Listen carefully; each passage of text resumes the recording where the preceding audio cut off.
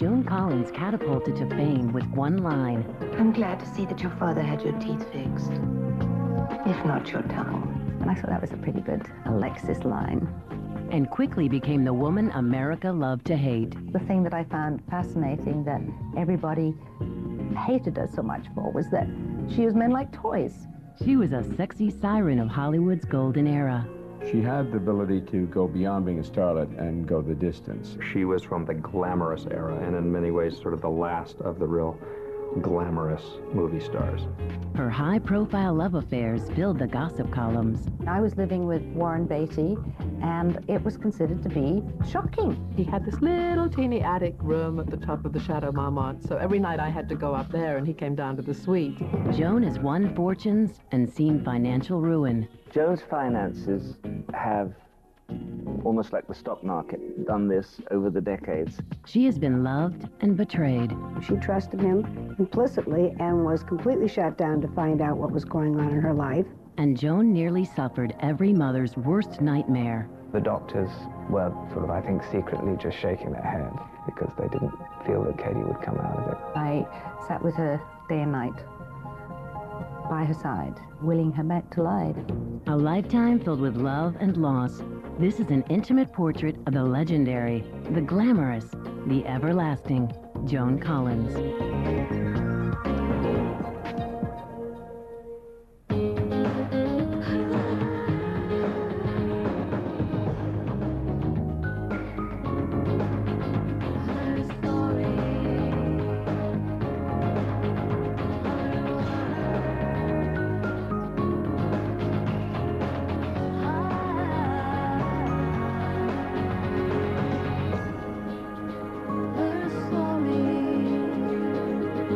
Lifetime's Intimate Portrait, hosted by Meredith Vieira. It's so easy to think of Joan Collins as the diva who turned Dynasty's Alexis Carrington into a household word. After all, doesn't it take one to play one? And it is true that Joan's life does include more than her share of love affairs, scandals, and intrigue. But what I didn't know is that Joan is also a devoted mother, a mother who put her own life on hold so that she could save the life of her only daughter. As far as I'm concerned, everything else is just icing on the cake. So meet the real Joan Collins. This is her story, her words. In the 1970s, Joan Collins became a sex symbol in Europe with films like The Bitch and The Stud. The Stud was enormously successful. It really took Joan's career to a new level. But neither fame nor fortune were ever very secure for Joan, and finding work as an actress in her 40s was not easy. I thought, I have got to do something to resurrect my career. Joan was not even aware that the producers of a struggling show called Dynasty were fighting with the network to cast her as a new character named Alexis Carrington. ABC was violently opposed to any woman over 35. But just as Joan stepped into her most famous role, her entire life began to unravel. My mother, I think, ill-advisedly gave over the reins of her career to him. The greatest mistake of her life. I begged her not to do that. Joan Collins' life is as dynamic and dramatic as any storyline her eccentric characters could have lived. Joan Collins was born, in her own words, sometime between the Great Depression and the beginning of World War II in North London. Her father, Joe Collins, had a profound effect on Joan. He was the archetypal father figure of the mid-20th century. He was stern, he was strict, he was not particularly loving, he was the patriarch, and everybody had to do what he said. He had this philosophy that women were either mothers, sisters, daughters, or bad girls. So I think we both grew up seeing the double standard in our own home. But my mother loved him very deeply, and she was, again, the archetypal domestic, home-loving, child-loving, husband-loving wife. She was very beautiful. She was very sweet and kind, and she was a really lovely person. Joe Collins was a theatrical agent, and Joan, her sister Jackie, and young brother Bill were introduced to show business at a very early age. We were always surrounded by actors and singers and jugglers. Because I was going to dancing school, I would be encouraged to sing. everybody said, oh, she should be an actress, you should be a singer. In 1939, the war in Europe disrupted the Collins' pleasant home life. I would be woken up in the middle of the night and carried down by Nanny or Daddy to the air raid shelter, which was in the bottom of the building. And then you'd hear the all clear, then you'd get up and go to bed. Like many 10-year-olds, Joan escaped the war by finding refuge at the movies and developed crushes on many handsome screen stars. I was absolutely madly in love with John Payne, Gene Kelly, Danny Kaye, and Hedy Lamarr. Joan dreamed of being a performer herself.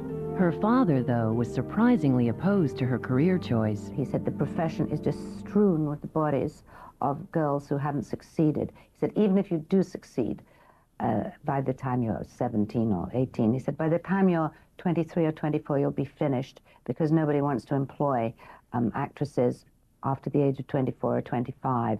But Joan was persistent. She pleaded with her father to enroll her at the Royal Academy of Dramatic Arts, known as RADA. He said, so I will let you go to RADA, I will let you take the entrance exam, and if you fail it, then you'll go to Secretarial College and take a course, and you'll become my secretary, and you'll find a nice man to marry and settle down and have 2 children.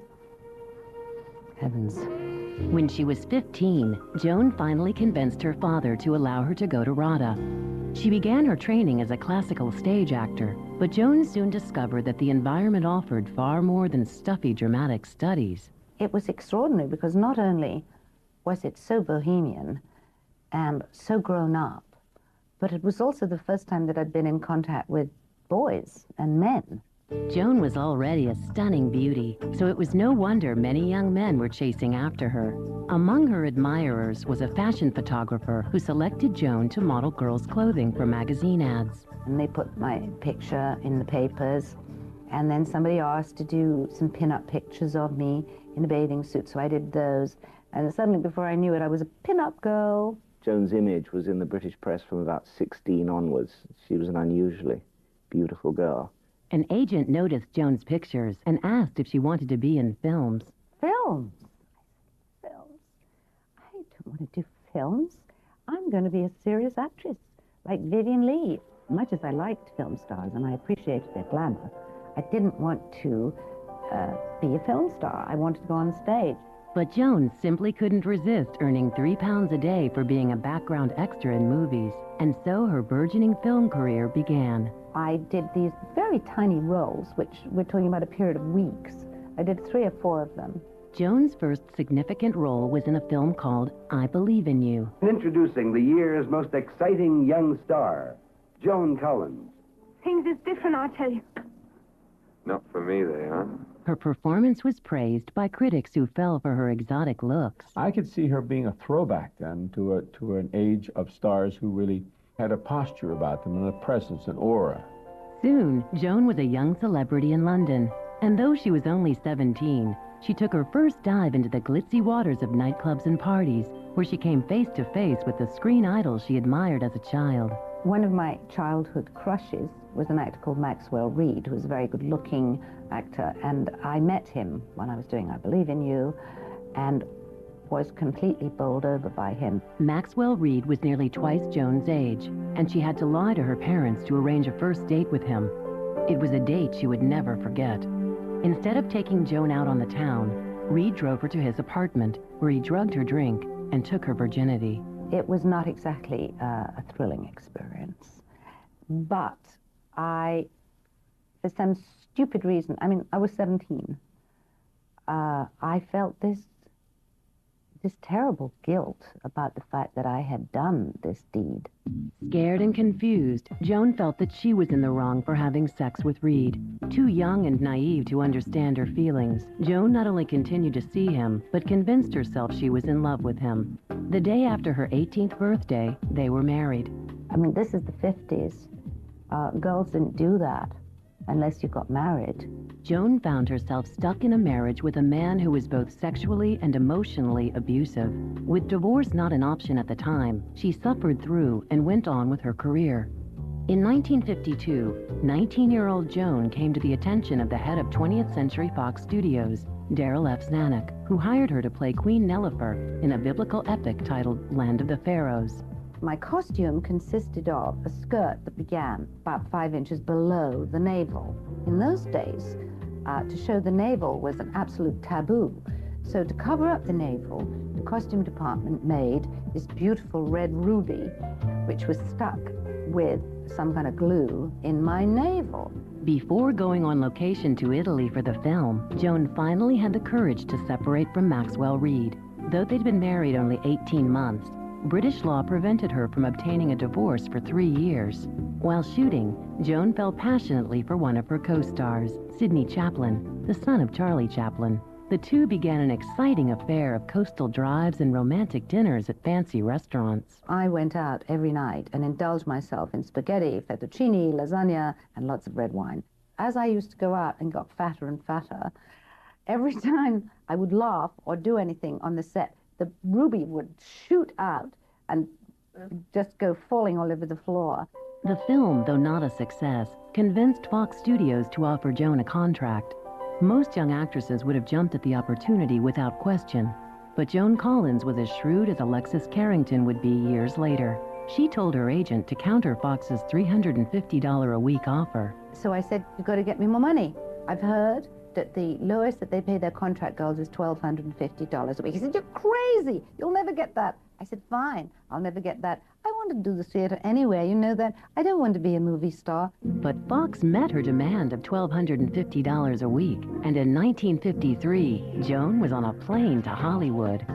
Next, scandalous affairs overshadowed Joan's career. You seemed to be smitten with her, as were a number of men. And later, Joan embarks on the most important fight of her life. I would sit there growling at nurses or doctors who would come in and say, well, this child is not going to be able to recover. This is Lifetime's intimate portrait, Joan Collins. Welcome back to Lifetime's intimate portrait, Joan Collins. At 18 years old, Joan Collins was already a film star in England. She had married and separated from her abusive husband, Maxwell Reed. And after starring in the epic Land of the Pharaohs, she was just landing in Hollywood as a contract player to 20th Century Fox Studios. Her first role was in The Virgin Queen with Bette Davis. But her biggest break came a year later in 1955, when she won the coveted lead role in The Girl in the Red Velvet Swing, a role originally intended for Fox's biggest star, Marilyn Monroe. I, again, was completely bowled over by the fact that I was given this fantastic part. And I took the bit between my teeth and went for it.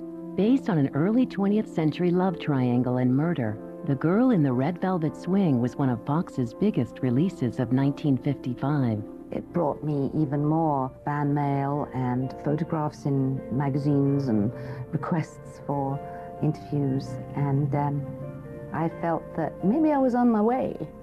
Studio publicity spread the word about their new star, and Joan Collins found herself on the cover of Life magazine.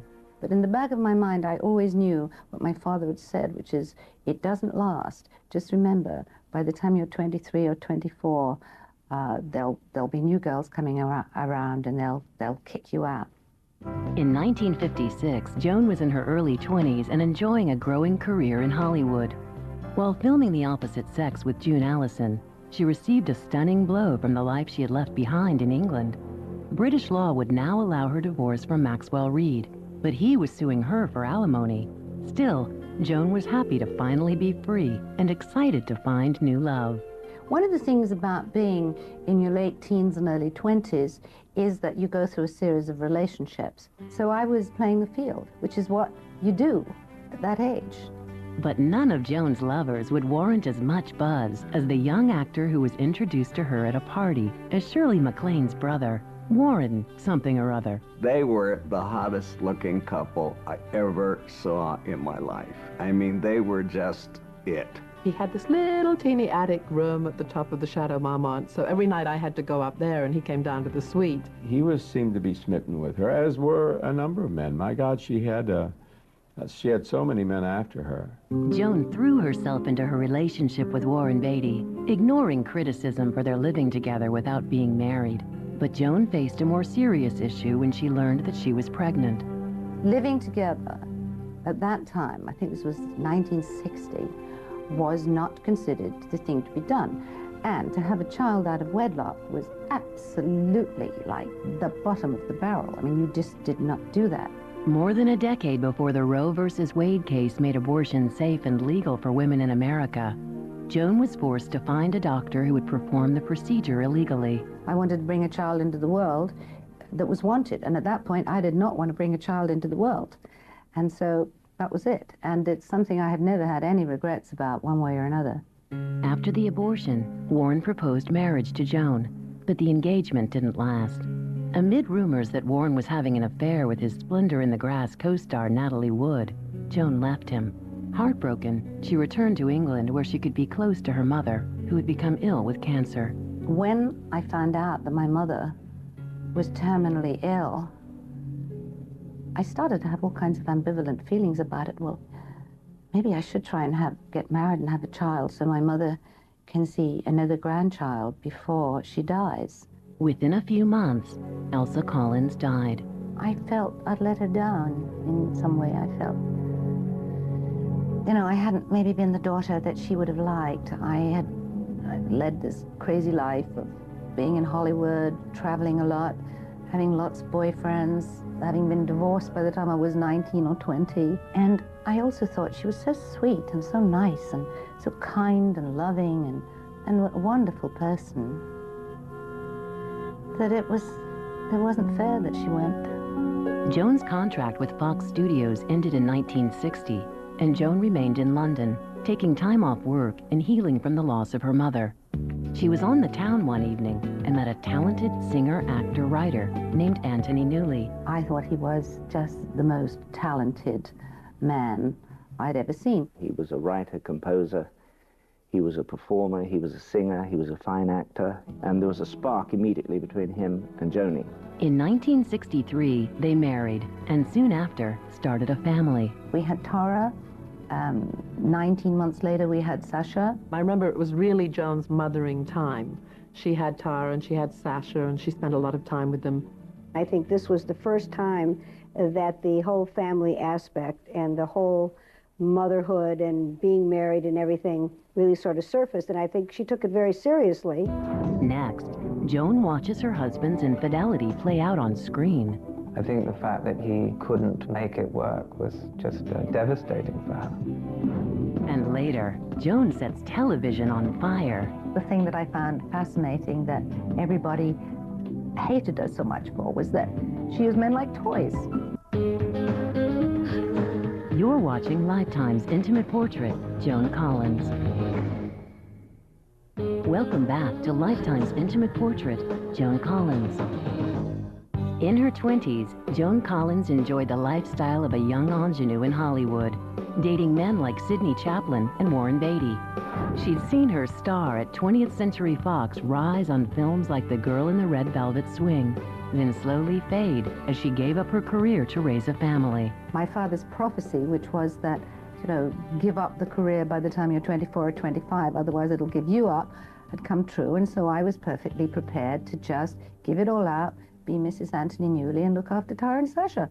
She gave up her career to a large extent with Newley. She was mainly doing television things. Joan did a string of guest appearances on popular TV shows like Star Trek, Batman, and Switch with her friend Robert Wagner. For some time, the family lived in Los Angeles, where Tony starred with Rex Harrison in the musical Dr. Dolittle. Then, in the late 60s, Tony had the opportunity to direct his own film. Can Hieronymus Merkin ever forget Mercy Hump and find true happiness? Catchy little title. Avant-garde in its conception, the film told the story of Hieronymus Merkin, played by Tony, who not only cast Joan as his wife in the film, but his children Tara and Sasha also. I think Newley thought he was making his musical Citizen Kane. And in fact, what it was a miscalculation of an autobiographical film. He really was telling his life story. His character, Hieronymus, was a philanderer whose found his wife and children to be a bit of a stone around his neck, and so spent a lot of time chasing after this girl called Mercy Hump, who was this young, nubile little thing. While they were filming, Joan sadly began to realize just how true to life the film actually was. It was about a sort of Lolita relationship he'd had with a beautiful young girl who was in Stop the World, I Want to Get Off. When I saw the movie, I realized that it was a fragment, or not a fragment, it was his life and my marriage and our marriage, and it was very upsetting.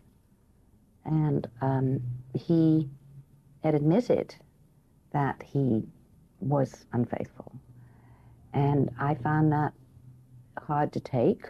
At first, Joan and Tony tried to reconcile and agreed to stay together for the sake of the children. But the more he withdrew, the more Joan knew she had to leave. It was terrible for her. I mean, I think she was really very deeply in love with my father, and I think the fact that he couldn't make it work was just devastating for her.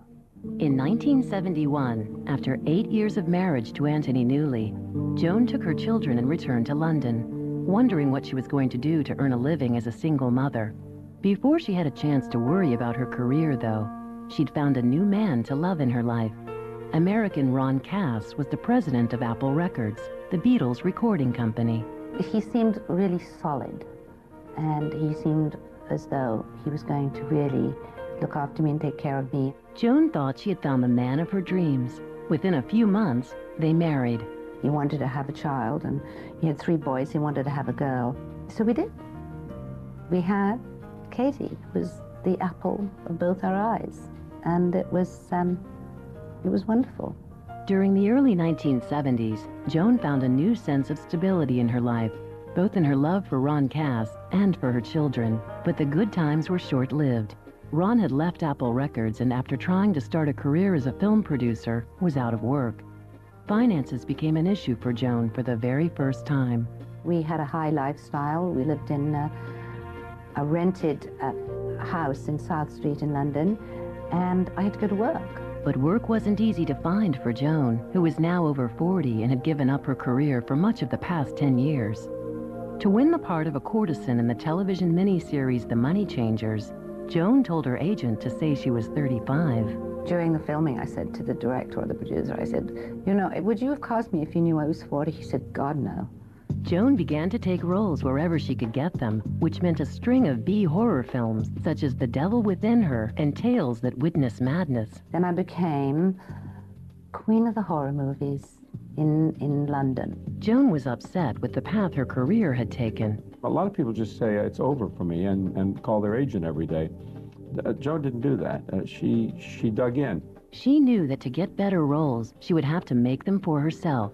She decided to try and produce her own starring vehicle and went to her sister Jackie, who had become a successful novelist, for help. My sister had just written a book called The Stud, and it was a huge success. And there was a character in there called Fontaine Khaled that was a glamorous socialite, slightly on the verge of nymphomaniacal jet setter. And she came to me one day and she said, you know, my career kind of is flat on the ground, and I really would love to do this book as a movie. And I said to Jackie, would you let me have the rights to this book for free, please, sister dearest? So I said, well, that's a great idea. You know, you take the book. If you can sell it as a movie, fine. Being a generous sister.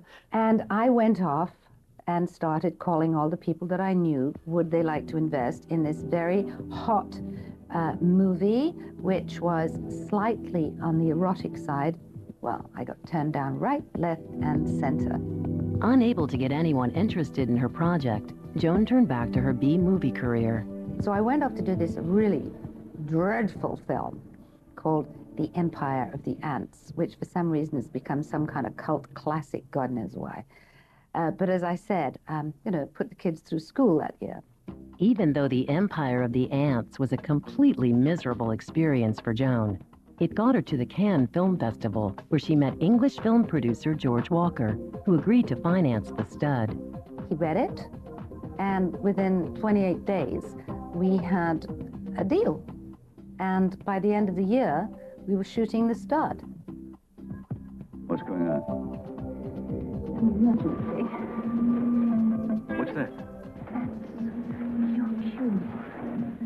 It really took Joan's career to a new level because The Stud was enormously successful in Europe. It was one of the, top films of the year. On the heels of the success of The Stud, George Walker immediately went into production on a follow-up film, also written by Jackie and starring Joan, called The Bitch. The Stud was great, The Bitch was not. I remember being at the Cannes Film Festival the following year when The Bitch was coming out, and I was on a boat with Kirk Douglas, and I said, Kirk, they're saying they want to do the advertising as Joan Collins is the bitch instead of Joan Collins in the bitch. He said, that's great, honey, that's just great. He thought it was great. Despite Joan's disappointments, The Bitch was a hit in England, and together with The Stud, had cemented Joan as an international superstar. I mean, her career was over. It was over, and she came back. In 1980, Joan was riding a wave of success. But she put all thoughts of work aside when she and Ron received the horrible news that their 8-year-old daughter Katie had been struck by a car while playing outside their house. With serious head trauma, Katie had fallen into a coma. She was completely devastated because it was a near-death experience. When I first went in to see Katie, and there she was with her head shaved and one pupil fixed and dilated and on a respirator, I broke down. When Katie was in intensive care, I sat with her day and night by her side, talking to her and willing her back to life. Even though the doctors were sort of, I think, secretly just shaking their heads because they didn't feel that Katie would come out of it. I would not allow any negativity to be said around her. I would sit there growling at nurses or doctors who would come in and say, well, this child is not going to be able to recover. This child is this. I said, don't talk to her. She can hear you. She can't. I said, she can. She can hear you. Joan and Ron moved into a trailer in the hospital parking lot and did not leave Katie's side for 6 weeks. Finally, Joan's vigil was rewarded when Katie awoke from her coma. She brought Katie back to life, she literally did, by being at her bedside and talking to her and stimulating her. I think my mother's input of energy was key in that miracle. It was very, very hard on all of us and all of the family. Very hard, and hard for Katie. But she's made a complete recovery, and she's a fantastic young woman now. So out of something terrible comes good. While caring for Katie, neither Joan nor Ron had worked for months. Bills were mounting, and Joan had no idea that thousands of miles away, the producers of a TV series called Dynasty were trying to save their failing show by creating a new character named Alexis Carrington. We didn't really think at that time that it was going to be a long-term character, but we couldn't find the actress that we wanted. Executive producer Aaron Spelling suggested Joan Collins, but the network didn't jump at the idea. ABC was, violently opposed, not so much to Joan, but to any woman over 35. Next, behind the scenes of those famous cat fights. Linda loved the fight scenes. Joan came out black and blue, I'm afraid. And later, Joan finds her lasting love in the Fountain of Youth. The age difference we discussed ad nauseum. I was more concerned about it than he. This is Lifetime's intimate portrait, Joan Collins. Welcome back to Lifetime's intimate portrait, Joan Collins. With the success of The Stud and the Bitch in Europe, Joan Collins had revived her career and proved that a woman could be a sex symbol even in her 40s. But after the painful crisis of a car accident that nearly killed her daughter, Joan was out of work and wondering how she and her husband, Ron Cass, would pay their bills. Meanwhile, the producers of Dynasty were looking for an actress to play a part they had created at the end of their first season. We had just an extra who walked across the front of the courtroom, and they told me to put a veil over her face, and so you couldn't tell who it was because it was the cliffhanger. For the entire summer, fans waited anxiously to find out who was behind the veil. The producers convinced ABC to go with Joan. Joining the show in its second season, Joan was worried not only about the fans accepting her, but the rest of the cast. I just knew I was being judged. Not only was I being judged on the way I acted, but on the way I looked. When she lifted the veil and there was a close-up of her face, which everyone just gasped, she looked so beautiful. Joan's first episode on Dynasty was unforgettable. From Blake Carrington's past comes Alexis, his ex-wife, to sit on a witness stand and tell all his secrets. He'd been away on business and he came home unexpectedly. What was his reaction, Mrs. Carrington? He became violent. Objection! I did have one really good zinger line, which is when the daughter Fallon comes up to me and says some zinger to me, and I say to her, I'm glad to see that your father had your teeth fixed, if not your tongue. And I thought that was a pretty good Alexis line. Joan gave a kind of brittle energy to the show, and she charged everyone and everything up. You know, it was a perfect combination of the right character at the right time. It undoubtedly saved the show.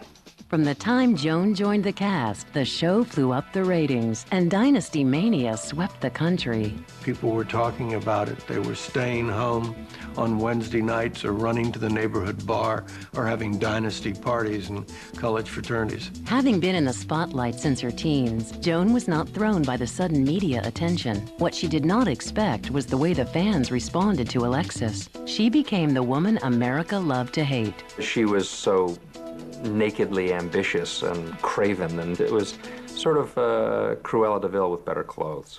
The thing that I found fascinating that everybody hated her so much for was that she used men like toys. She used them like sexual objects. Well, why not?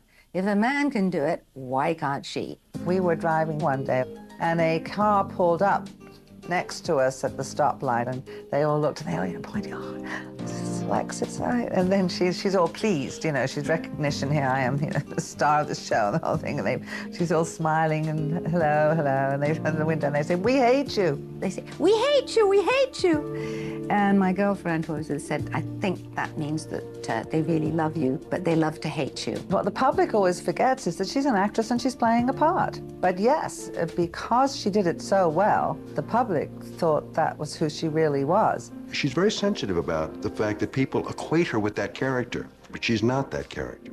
She's Joan Collins. Fans loved everything about Dynasty. Glitz and glamour poured from the screen like champagne. One of Joan's favorite aspects of the show was the extravagant wardrobe. The clothes had a phenomenal presence, and people waited every week to see what Joan was going to come out in. Of course, there was no expense spared on this. I mean, when we used sable, we used a real sable, and when we beaded a gown, it was a beaded gown. So, tremendous amount of money. There will never be another show that spends that kind of money on the wardrobe.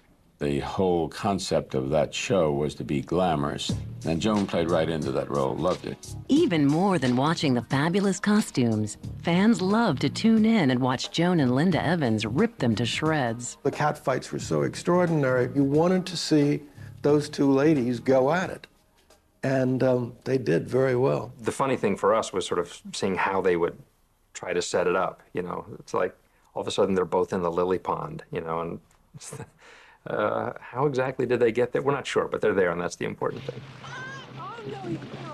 Linda loved the fight scenes. She was very much of a jock. She was quite a bit bigger than me, and she didn't want to have a double when we did our fight scenes. It was Joan who came out black and blue, I'm afraid. Alexis uses her tongue as a weapon, not her fists.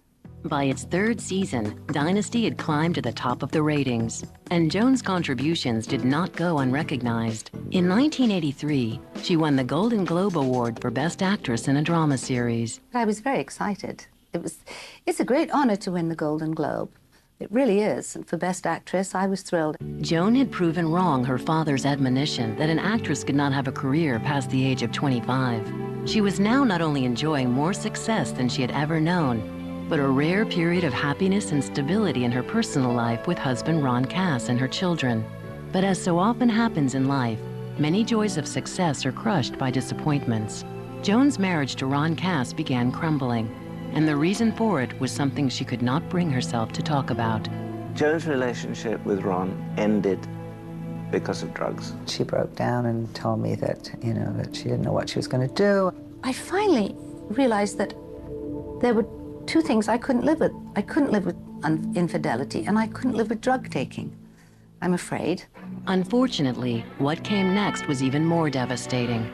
Shortly after divorcing Ron, Joan met a former rock star from Sweden named Peter Holm. Reeling from the pain of another failed marriage, Joan fell blindly for Peter and ignored the warning signs of pending disaster. In 1985, they married. The greatest mistake of her life.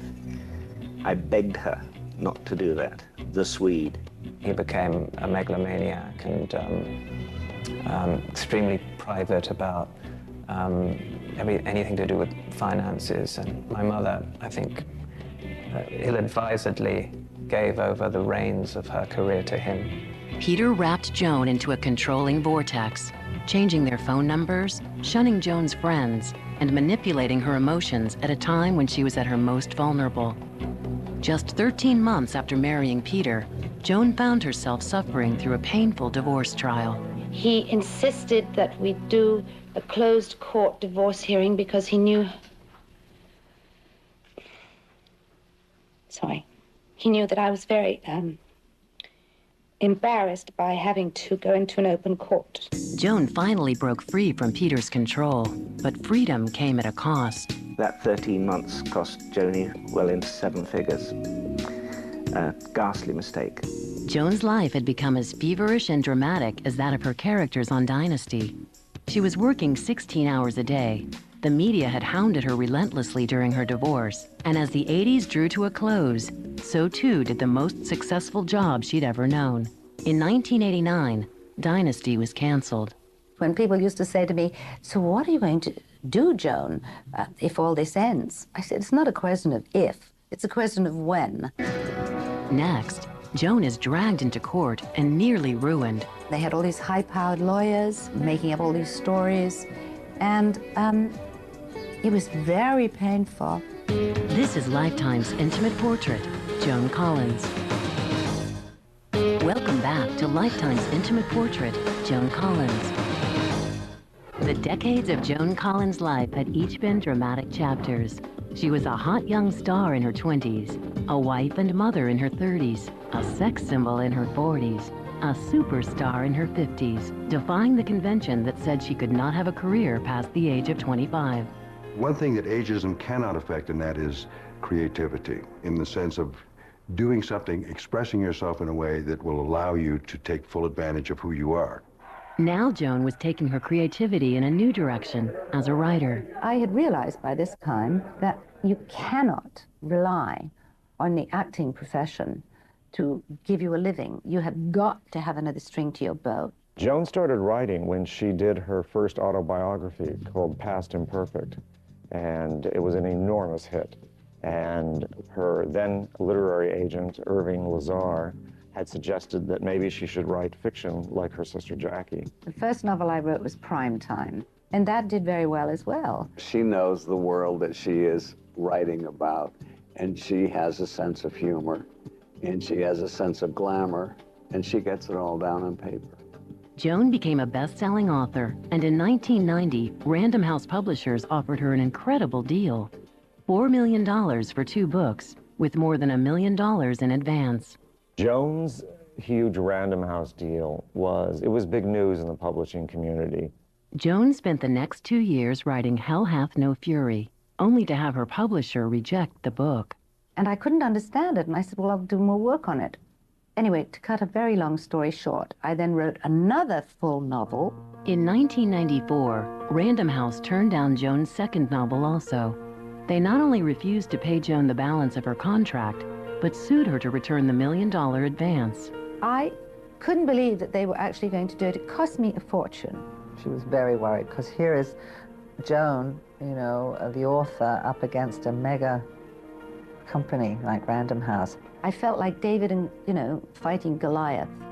And they had all these high-powered lawyers that were making up all these stories. And it was very painful. Nearly all book deals contain a clause giving the publisher the right to reject a manuscript if they deem it is unworthy to publish. The most interesting thing about Joan's contract with Random House was that they had removed this acceptance clause. Joan's agent, Irving Lazar, had been able to have that clause removed from her contract because Random House was so eager to bring Joan into their stable of writers. I'm not sure it's ever been done since, but it was really what saved Joan in that lawsuit. Otherwise, it could have really gone either way. But the clause was very clear. She could have turned in a blank book, and Random House would have had to accept it. I won, and I won big time. So not only did I keep the advance, but I got another big chunk as well. And I felt very vindicated. In the late 1990s, Joan returned to television, this time joining the daytime soap opera, The Guiding Light. Joan is not only physically beautiful, she's a very warm, giving person. Anyone that can survive as long as she has in show business, I have a lot of respect for. In 1999, Joan toured with a production of Love Letters, first appearing with her friend George Hamilton, and then with Stacy Keach. I found her to be the most wonderful. She has a great sense of humor, professional, wants to do good work, and we had a lot of fun together. While on tour, she built a friendship with the company manager, a young man in his 30s named Percy Gibson. Percy is such a special person. He's just one of the most wonderful people I've ever met. He's funny, he's kind, he's good, he's clever, he's smart, he's intellectual. The next year, Joan was finishing up her latest novel, Star Quality, for her new publisher, Hyperion Books, and asked Percy for some help in preparing the manuscript. Over the next few weeks of working together, the two fell in love. I think Joan probably fell in love with Percy because he's so good to her. It's obvious that he loves her, and wants to take care of her, and that he'll be there for her. You know, people talk about the age difference. You're not aware of it at all when they're together, because Percy is very mature, very kind, gentle soul, and Joni is ageless. As their love for each other grew, Joan and Percy began to discuss the idea of marriage. I do believe in marriage in spite of the fact I've done it a few times before, and he'd been married before. And we discussed all the issues. The age difference we discussed ad nauseum. I was more concerned about it than he. In 2001, Joan showed that she would not let age stop her from loving any more than it would stop her from working. She became a spring bride, marrying Percy Gibson among a small group of her family and friends. And now finally I got this flip line. People say, so what about the age difference between you and Percy? I said, well, if he dies, he dies. From the golden era of Hollywood, through turbulent marriages, and into the homes of millions as an icon of television, Joan Collins has lived a life of rare excitement, not letting either the rules of Hollywood or the laws of nature stop her from enjoying every moment of it. I think the thing that keeps her young and the thing that keeps that image going is her intelligence.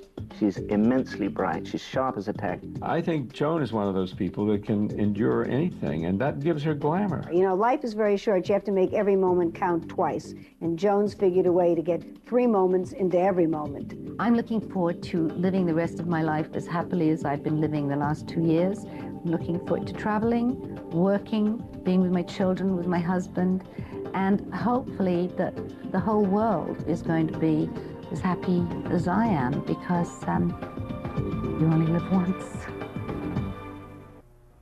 If anyone ever deserved to find happiness in life, it's Joan Collins. Maybe realizing that she didn't need a man led her to find the right kind of man. Or maybe she just got lucky. For Lifetime's Intimate Portrait, I'm Meredith Vieira.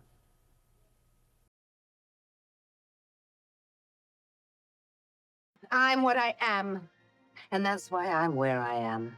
Don't you ever forget that.